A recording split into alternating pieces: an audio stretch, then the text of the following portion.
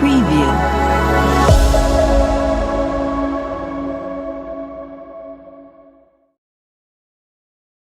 Assalamu alaikum. My name is Nisha and my partner name is Matiha. So the topic for our presentation is heart attack analysis and prediction. The problem statement for our project is that we have made an analysis on the people that are suffering from heart attacks, and this analysis is made on those people so we can reduce the further chances of heart attacks by changing their lifestyles and way of living. हम जो है project start करते हैं for importing files. हमने numpy import किया है, pandas import किया है for data analysis. Then we import matplotlib, seaborn and plotlib for visualization. Importing files, then we move to then we move towards our data set. Here is our data set, r.csv. Then we read from the data, and then we move exploratory data analysis. There is an hard.head.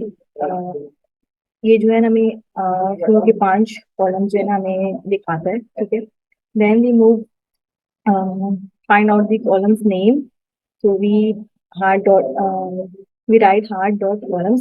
सो हमारे पास जो है ना ये सारे columns के name आ गए।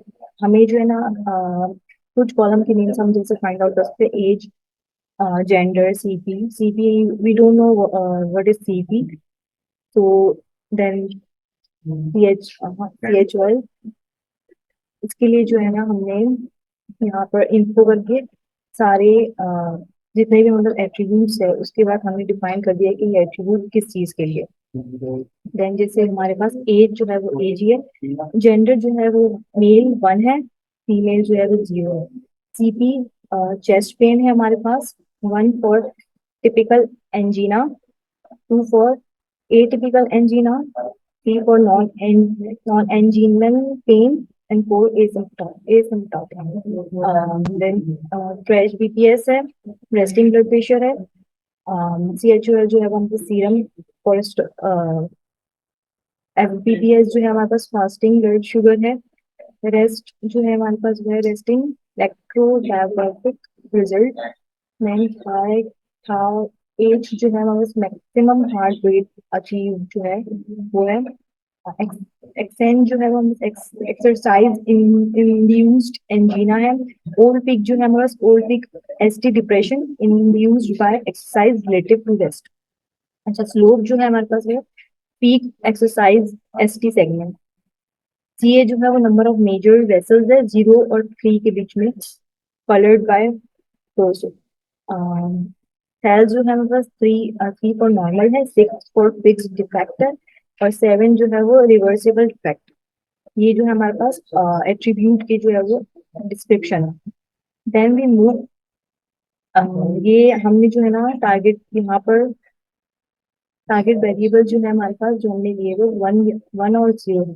1 mean जो हमारे पास वो केसेस है जिनको हार्ट अटैक है, और 0 जिनको हार्ट अटैक नहीं है। तो हमने यहाँ से हमें फाइंड आउट किया है कि 0 1 जो है इतने और 0 इतने हैं। मतलब टोटल लेंथ जो है हमारे पास 303 है कॉलम की रॉ से। देन हमने ग्रुप बाय फंक्शन लगाया हुआ है इसमें टारगेट के ऊपर। इसमें ये होगा कि 0 को ग्रुप बाय कर देगा और 1 को जो है वो ग्रुप बाय करेगा, एक नंबर ऑफ काउंट बता देगा 0 के कितने और 1 के कितने। 0 के हमारे पास है 138 और 1 के जो है वो हमारे पास है 165। देन हमने सम कर दिया है ग्रुप बाय करके, सम कर दिया तो हमारे पास सम बता दिया हर एट्रीब्यूट का। फिर हमने शेप किया है, शेप से हमें पता चल रहा है कि रॉ हमारे पास है वो 303 है और 14 जो है हमारे पास कॉलम है। देन हमने हार्ड और साइज किया, मतलब टोटल नंबर ऑफ हमारे जो डेटा सेट है वो टोटल कितने उसका है। जैसे हमने 303 को डिप्लाई किया 14 से, तो 424 का पूरा जो है हमारा डेटा हमने डिस्क्राइब किया तो हमारे पास ये आ गया। इसमें हमने मीन बता दिया है, काउंट बताया है, मेन वैल्यू है, सारी चीजें बताई दी है। फिर हमने हार्ट इम्पोर्ट किया है, तो फिर हमारे पास इसमें ये बताया कि वैल्यू नल है या नहीं। तो हमारे पास कोई भी ऐसा कोई कॉलम नहीं है, कोई भी ऐसा रॉ नहीं है जिसमें हमारे पास कोई वैल्यू जो है वो नल, नॉट नल। देन भी हम मूव करते हैं यूनिक वैल्यू की तरफ। तो यूनिक वैल्यू हमारे पास 1 और 0 ही है टारगेट की। देन हम जो है ना विजुअलाइजेशन की तरफ मूव करते हैं।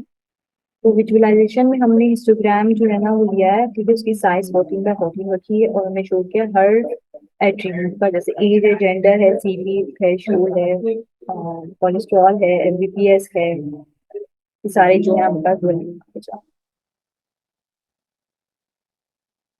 एज का जैसे बताया हुआ है कि 60, मैक्सिमम जो 60 एज है, क्योंकि 60 एज के जो दरमियान है तो उसका हाई है। देन हम जेंडर का बताया 1 है, तो वन वन मीन्स हमारे पास मेल ज्यादा है, 0 मीन्स फीमेल, फीमेल जो है ना बस कम है। तो ये वाला ये चीज बताते हैं हमें इंस्टाग्राम। टारगेट वैल्यू भी हमारी क्या है, 1, 1 मीन्स हम हार्ट डिजीज जो है वो हार्ट डिजीज के पेशेंट जो है वो ज्यादा है। और 0 मीन्स जो है ना हार्ट डिजीज के पेशेंट जो है ना हमारे पास 120, आई थिंक सो 140 के, 140 135 के दरमियान, 150 से अब जो है ना हमारे पास हार्ट डिजीज के पेशेंट। फिर हमने बार ग्राफ जो है वो, बार ग्राफ जो है ना वो किया है हमने। इसमें जो है ना एक्स एक्सिस पे हमने लिया हुआ है जेंडर और एज भी लिया है, जेंडर एज उसके हिसाब से भी हमने ये बार जो है वो शो किया है। एफबीएस एंड टारगेट का भी हमने किया है कि 0 और 1 है। ये 0 की जो है वो है 0.5 और 6 के बीच में है, और हमारे पास 0.551।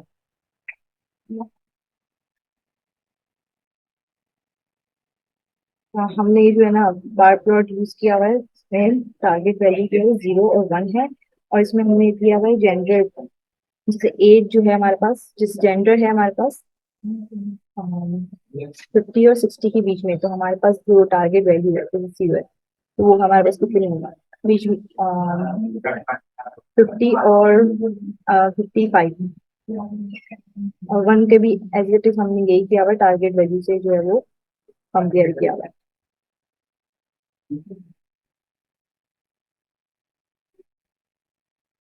इसमें हमने लेबल लगा दिया, एक्सेस पे जो है वो जेंडर है, और टारगेट जो है ना हमारे एक्सेस पे 0 ए, वही जेंडर जो है हमारे पास फीमेल, फीमेल का ज्यादा है मतलब मेल से।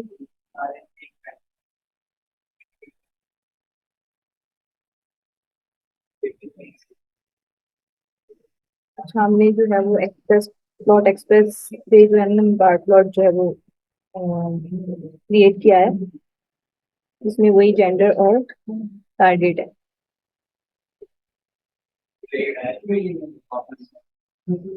डिस्क प्लॉट भी जो है ना हमने यूज किया है और विजुअलाइजेशन। पेयर प्लॉट भी यूज किया है कि हर एट्रीब्यूट्स का जो है ना हमने जो है ना पेयर बना के जो है वो या शो किया हुआ है। देन हमने न्यूमेरिकल कॉलम्स का जो है ना हमने पेयर प्लॉट अलग से शो किया है। न्यूमेरिकल कॉलम जो हमारे पास है फ्रेश, पीबीपीएस, सीएचओएल, ये है, और ओल्ड पीक है। इसका जो है ना हमने यहाँ बार प्लॉट या पेयर प्लॉट जो है वो शो किया हुआ है हर एट्रीब्यूट का।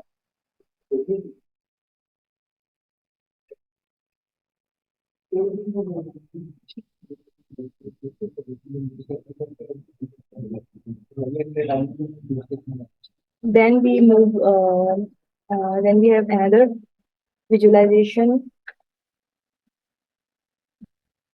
इसमें जो है ना हमने हीट मैप यूज किया हुआ है, जो बताता है हाई डेंसिटी कितनी है, इंटेंसिटी कितनी है, और लो इंटेंसिटी। हाई इंटेंसिटी जो है ना हमने लाइट कलर से शो की हुई है, जैसे 1 है, और लो जो है हमारे पास, लो है हमारे पास डार्क ब्लू से शो हुई है। तो अगर 1 है हमारे पास और यहाँ पर भी 1 है, तो इसकी इंटेंसिटी क्या है, हाई है। कोलेस्ट्रॉल और कोलेस्ट्रॉल की इंटेंसिटी हमारे पास हाई है। लो जो है हमारे पास वो है 0 पॉइंट -0.4, ये वाली चीज एज वाली। तो ये हमें बताता है कि कितनी इंटेंसिटी है हर एट्रीब्यूट की और दूसरे एट्रीब्यूट के साथ।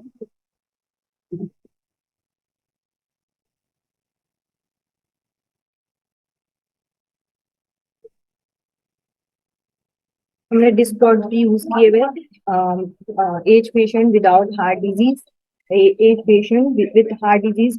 जो टारगेट 0 है वो मस क्या है, फीमेल है, ठीक है, जिनकी जो है ना हार्ट डिजीज, जिनके पास हार्ट हार्ट डिजीज नहीं है, और जिनकी हार्ट डिजीज है वो वन वन है।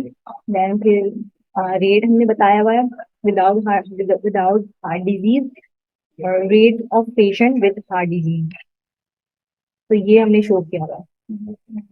Age of patient without heart disease, हमारे पास एज है जो है मैक्सिमम एज आ रही है वो 60% आ 60 एज आ रही है। Age of patient with heart disease, यहाँ पर जो एज आ रही है हमारे पास 52 समथिंग एज है।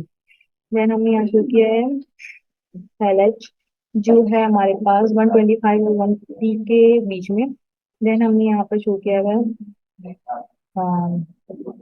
Maximum heart rate of patient with heart disease, तो हार्ट डिजीज के साथ है, वो है हमारे 160 हार्ट रेट है, और यहाँ पर जो है हमारे पास 150 125 और 50 के दरमियान।